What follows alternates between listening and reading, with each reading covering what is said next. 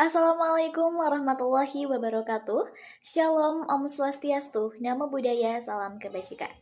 Hello everyone, my name is Tira Dwi Raharjo with student ID number 202500500043. I'm a student of Nusa Putra University, majoring in Information System. This video was created as a part of the Pancasila education course, and in this video I will explain about the concept and objective of the stat. The first question is, what is a state and why does it exist? According to Aristotle, the ancient Greek philosopher viewed that the state is a political community that emerged naturally from the human need for social interaction. According to social contract theory like Hobbes, Locke, and Rousseau, the state is a social contract where individuals agree to surrender some freedoms to a sovereign authority in exchange for security and order. And according to Max Weber, a state is a polity that maintains a monopoly on the legitimate use of violence within a given territory. So, the state is a political entity that regulates society with a defined territory and is defined by four core elements. The first is population, territory, government, and sovereign. The first element of the state is population. A state is human intuition that cannot exist without people. The second element is territory.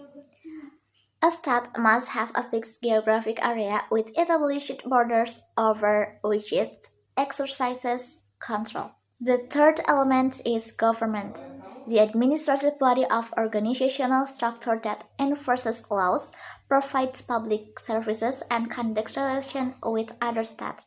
The last element is sovereignty, signifying the state's ultimate authority within a territory free from external control. It has both internal supremacy over its citizens and external independence in its international actions.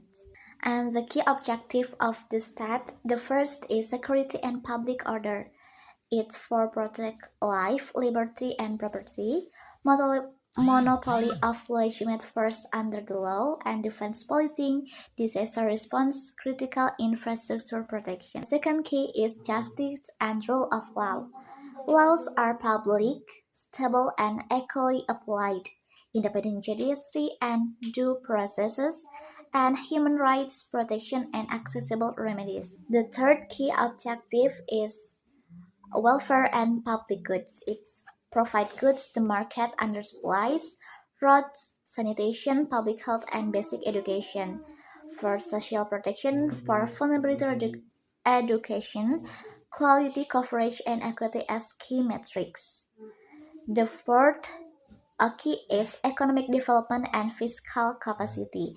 It's for stable rules that support investment and innovation, fair, efficient taxation to find services, and for prudent regulation and competition policy. The fifth principle is rights, freedom, and participation.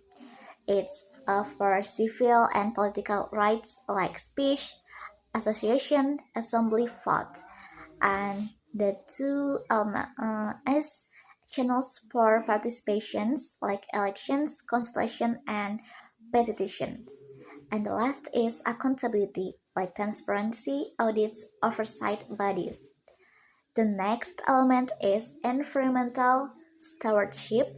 It's for sustainable natural resources and biodiversity, for manage externalities with standard and incentives. And the last is for integrational equity in development choices. For the example, during the COVID-19 pandemic, Indonesia saw how state works. The government protects its population, applied rules across its territory, and made independent decisions for showing its sovereignty. Okay, that's all from me. Thank you and wassalamualaikum warahmatullahi wabarakatuh.